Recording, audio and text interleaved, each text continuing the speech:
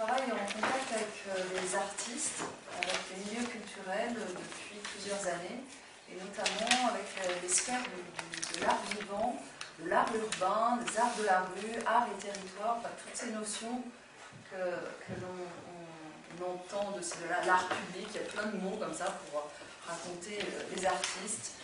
Et on essaye d'identifier quelles sont des compétences, quelles sont les qualités que l'on peut mettre au service de la transformation, de l'évolution des territoires. Donc on fait un lien entre démarche artistique, protocole artistique, obsession artistique et enjeux de territoire, enjeux urbains, enjeux de transformation.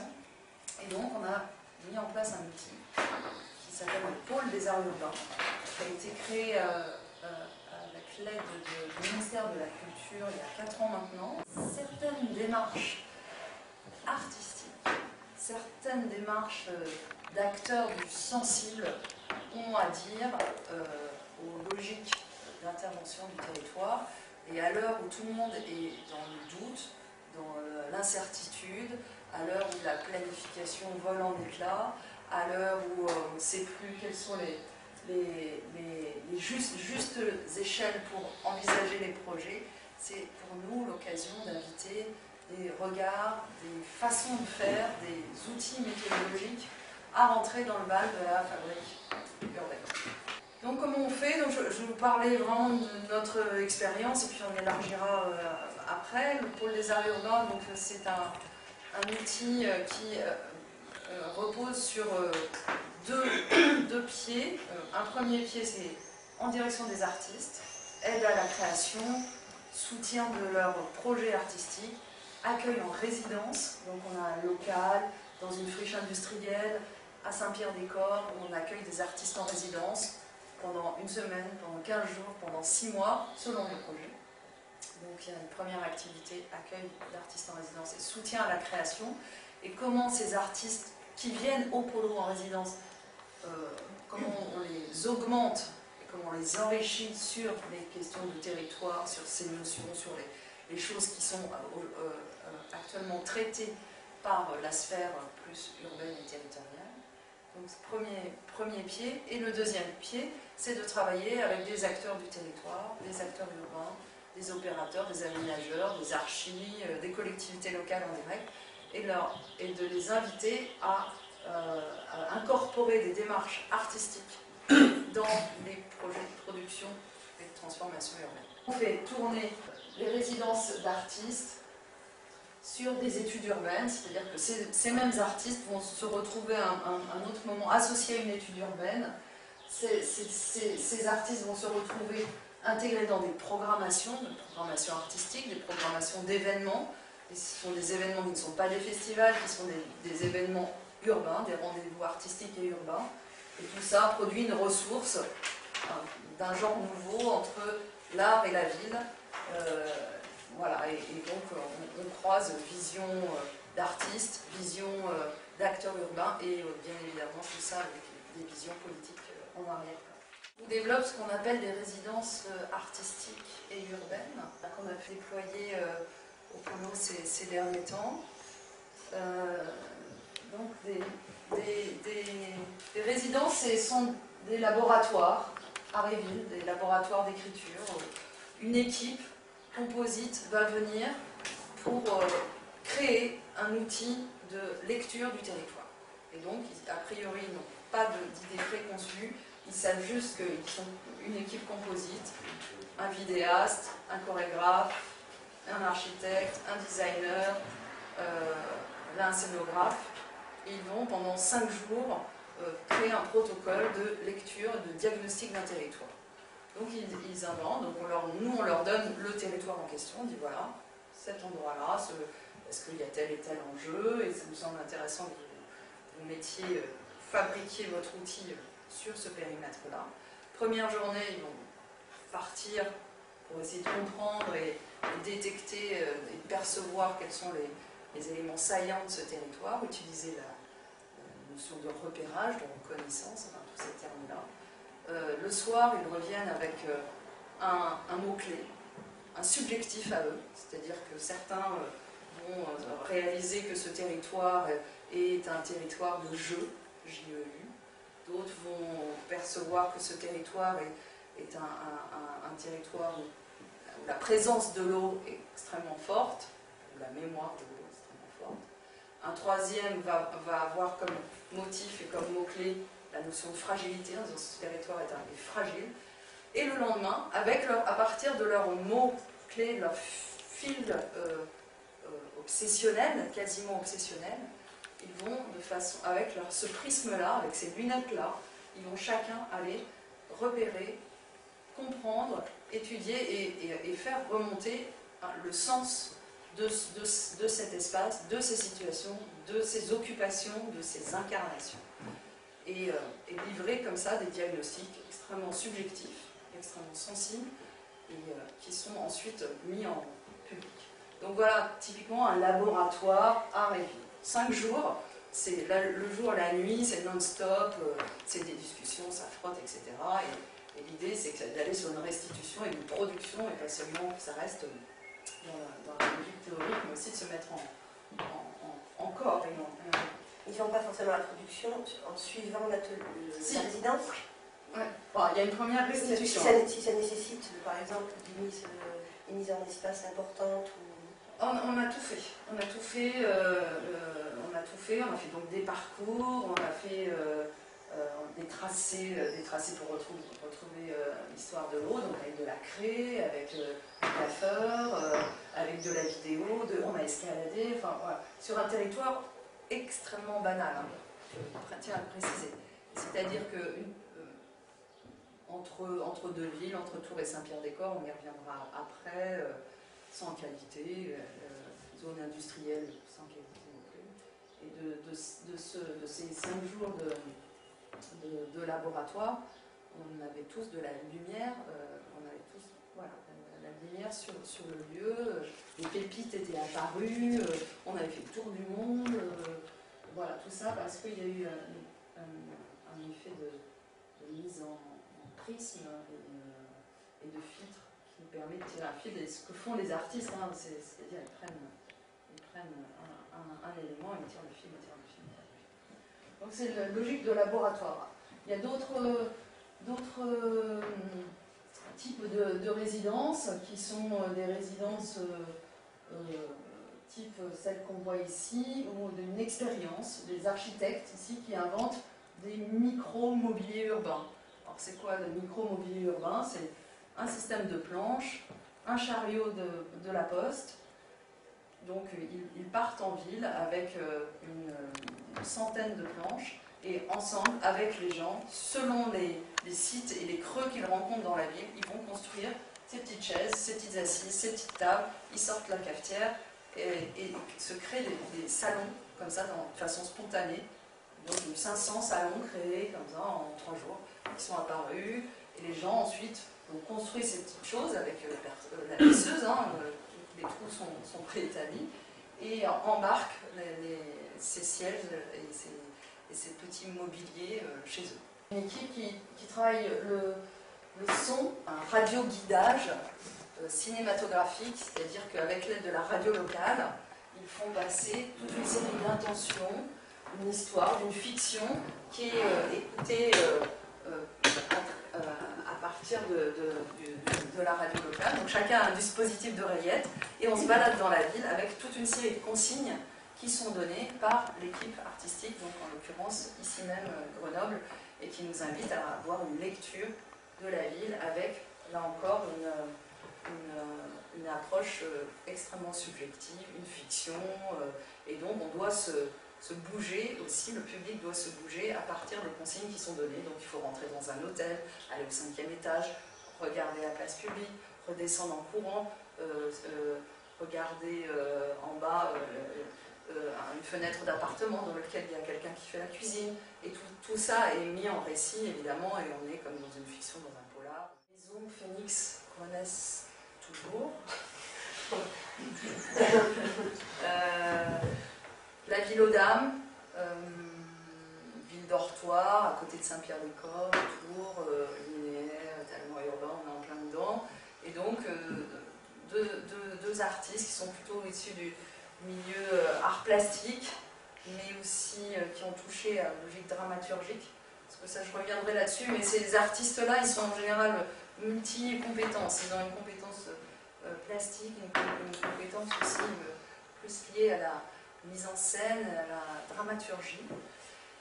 Et donc, ils viennent créer un web documentaire sur la ville aux Dames, parce qu'ils y ont passé aussi leur enfance. Et donc, il y a un retour 20 ans après sur la ville aux Dames, ville ordinaire, d'une banalité folle, et comment se sont construites des identités ordinaires ou remarquables.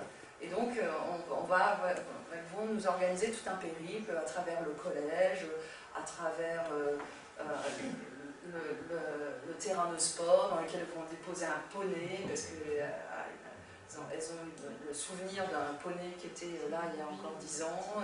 Et donc, nous faire remonter comme ça toute une série de saveurs, d'odeurs, d'identités qui sont là encore très subjectives. Et j'insiste sur l'idée de subjectif parce que je crois qu'il est temps justement pour des acteurs de l'aménagement, de l'urbanisme, d'introduire et d'oser, d'avoir l'audace du subjectif, bien que ce soit évidemment hautement complexe à l'endroit où vous êtes. Et puis on fait des programmations. Alors là, j'ai choisi une image spécifique pour vous raconter comment on fait des programmations. Programmation artistique, un rendez-vous artistique et urbain, qu'est-ce que ça veut dire? Et donc vous êtes ici, sous l'autoroute A10, toujours sur le même territoire, entre Tours et Saint-Pierre-des-Corps.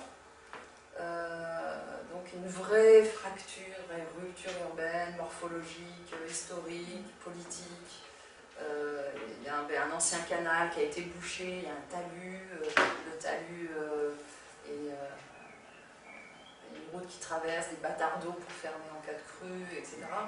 Et puis c'était vraiment la ville blanche de Royer versus la ville rouge communiste, Marie-France Beaufils.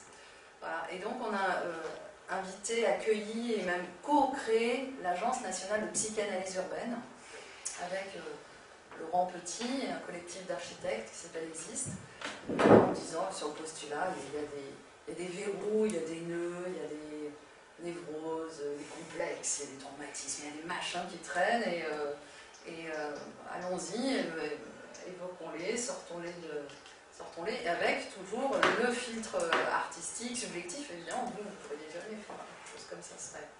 Mais avec voilà, l'espace métaphorique qu'introduit le registre artistique, et il est possible d'aller entre le réel et la fiction, de revenir au réel, de repartir à la fiction, d'oser le ludique aussi, et tout ça est aussi une sorte de farce qui s'appuie sur des réalités.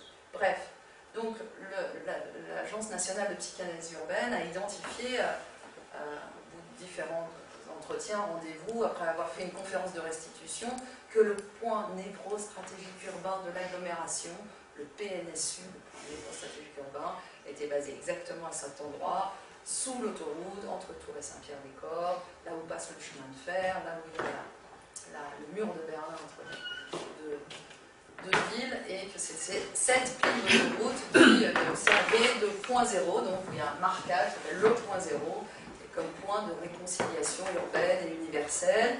Et donc ce qui est intéressant là-dedans, c'est qu'il y a eu un travail amont de résidence qui a duré plusieurs mois, il y a une restitution publique, une conférence, puis le marquage de cette pile. Donc c'est extrêmement simple, hein, c'est la peinture, rouge-blanc, ça a pris en les codes d'une balise en mer, rouge et blanc, en eau saine, donc c'est un travail graphique qui a été fait, et puis une inauguration avec les élus de chaque rive qui viennent baptiser le plan de réconciliation urbaine universelle, le public, chacun on a une petite pastille soit rouge, soit blanche, on se fait des accolades, il y a tout un rituel, un barbecue dans des caddies, enfin, on joue aussi l'interlope du site et de la situation.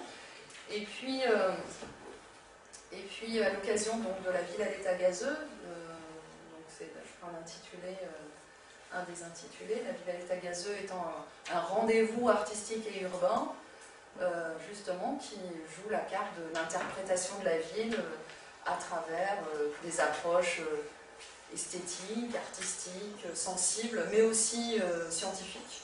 Donc c'est un mix entre le scientifique, l'éprouvé et la performance. On a invité une équipe performée au point zéro, et donc un travail de repérage, parce que évidemment c'est un toit, donc vous imaginez que c'est toujours assez sombre, il fait toujours froid, voilà, donc on avait calculé la présence du soleil, donc c'était 5h30 de l'après-midi pour que ça tape et que ça devienne une scène urbaine. Et je ne raconte pas l'enthousiasme, le vivant, la chair, la pierre, tout ça qui se met en simplicité de vie et de compréhension et d'incarnation de cet espace. Et puis de fait, on fait donc des études urbaines, on a été associé au Grand Paris Consultation Nationale, on travaille avec Patrick Bouchin sur différents sujets, dont pleine commune.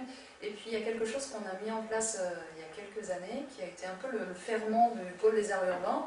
C'est un élu, un artiste, mission repérage. Donc une action relativement simple, une opération relativement simple, était de mettre en contact pendant une journée entière un maire et un artiste. Et avec des consignes, des règles du jeu très précises. Le matin, c'est l'artiste qui emmenait l'élu sur son propre territoire. L'après-midi, c'est l'élu qui emmenait l'artiste sur son territoire, examiner des situations, parler d'enjeux et réfléchir à bâton rompu, sans témoins, sans médias, sans enjeu de commande, hein, parler, croiser vision artistique, vision politique sur un territoire donné. Donc c'était à Romans, au Puy-en-Velay, à Dunkerque,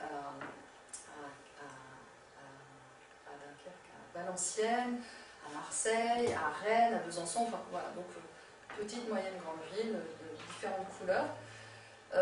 Voilà, et donc ce qui nous amène à élaborer des protocoles justement de lecture, de diagnostic sensible.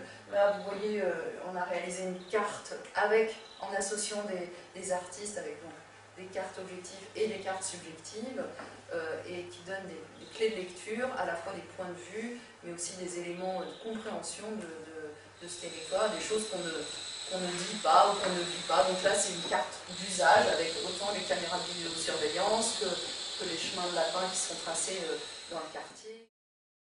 De la ressource, donc vous voyez une première image, donc c'est toujours la Villa l'état gazeux, donc c'était cette programmation, ce rendez-vous artistique et urbain. On a donné carte blanche à des architectes pour réaliser